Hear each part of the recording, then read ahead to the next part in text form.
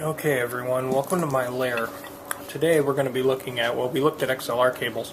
Today we're going to be looking at a 1/4 inch cable. And this one doesn't work.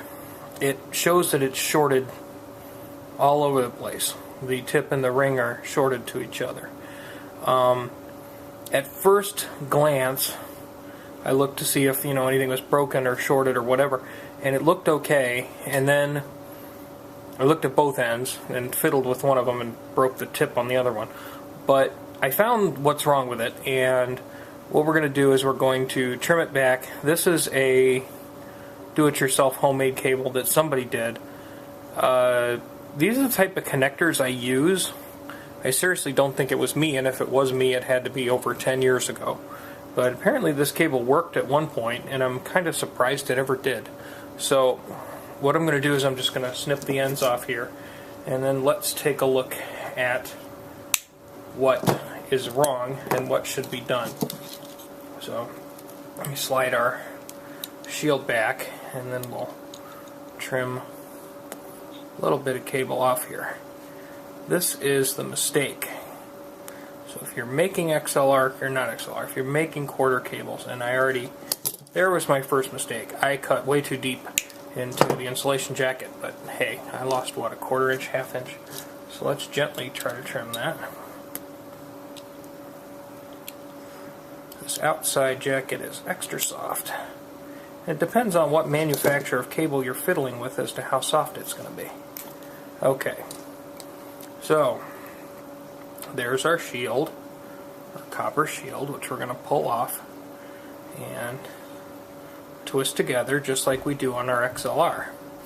But the goof in this cable is that black jacket in the middle. That black jacket is to ground out the capacitive nature. When you have two conductors separated by an insulator, you can build up capacitance in the wire. So what we need to do is we need to very, very carefully score that, and then we need to get a little trim on it, because that black jacket has to come off. So you can see now we have just plastic here, and then we'll strip this little bit here.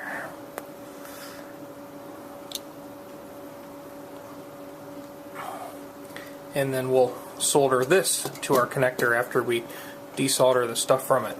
By leaving that black jacket reach to the end, it's very possible that any little flyaway or any possibility that this black jacket could touch that tip, the cable could short itself out. So if you're ever repairing your own guitar cables or something to that effect, that's where you can go wrong. So we'll desolder and resolder the end here, and then take a look at what it should look like when it's done correctly. When you desolder a tip, try to get as much of the old solder out of the way as you can. And if you can open up that center hole, that's so much the better. I was able to do that with the vacuum desoldering iron that we use on other videos, that thing. And it comes in really, really handy. And it's a good, cheap way to desolder. Make sure that you have your sleeve and your jacket. The little paper sleeve is actually hiding down in there, so I'll make sure it's in there, and then we'll resolder it and take a look at what it looks like when it's done. Okay, so I've resoldered it. The sleeve outside is soldered down here as flat as I can get it, and our tip is up here. They are significantly separated. If you really want to get fancy, you can put a little dab of shrink wrap around here, but usually they work just fine, because there is a little plastic sleeve that is hiding down here. Actually, it's inside of there, and that'll cover that up. So we just need to crimp that down. We're going to crimp it with the middle ring portion of this. These are common generico wire stripper thing, which I do have, although I end up stripping all my wires with a razor knife, and that's just because reasons. No good logical reason. Crimp that down, and now we're good. In an ideal world, I would have got that directly between that, but it's good enough for jazz. And we'll close this end up, screw that together on the Neutrix and the Reens, that should turn all the way till it's flush there. And now we'll just turn it around and take a look at the other end.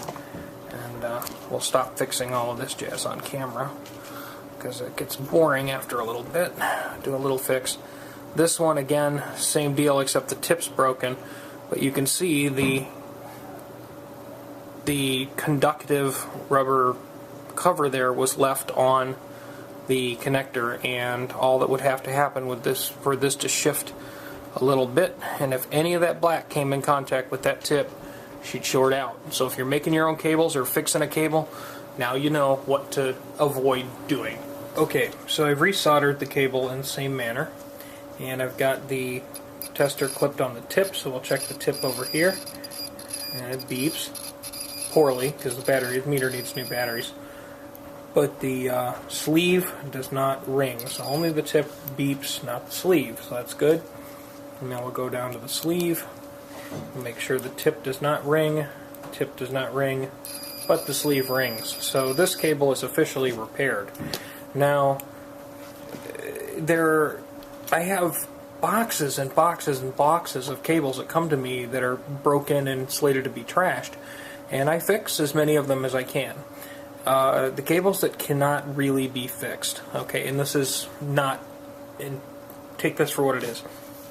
If the jacket on the cable is very dried up and cracking, not pliable, not flexible, the cable has really sort of wound itself into a shape and it won't change shape, I don't fix those.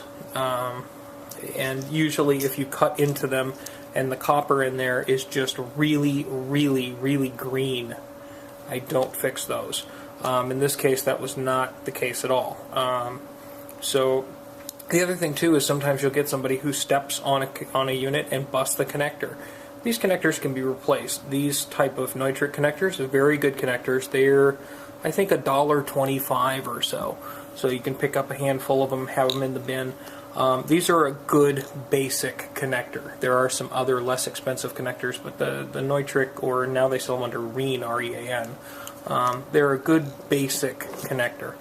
But, get the maximum life you can out of guitar cables. If you need to spend a little bit of time and fix them, or put a new end on them for $1, it's better than buying a new cable for 20 bucks, and it saves more stuff going in the trash that isn't trash yet.